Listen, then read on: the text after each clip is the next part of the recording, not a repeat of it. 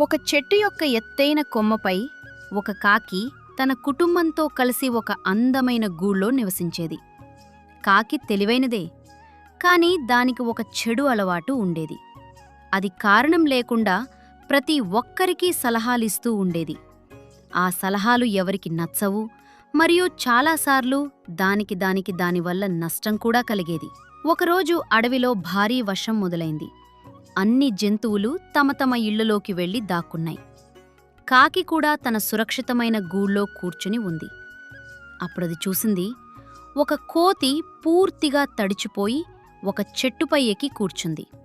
చలితో వణుకుతూ, వర్షంలో తడుస్తూ కాకి ఔ అన్నది. అరే సోదరకోతి, నీవు నీ ఇంటికెందుకు వెళ్లడం లేదు? ఇక్కడ వర్షంలో ఎందుకు తడుస్తున్నావు? కోతి అన్నది, నా ఇల్లు అంటే ఇదే చెట్టు. నేను ఎప్పుడూ ఇల్లు కట్టుకోనే లేదు.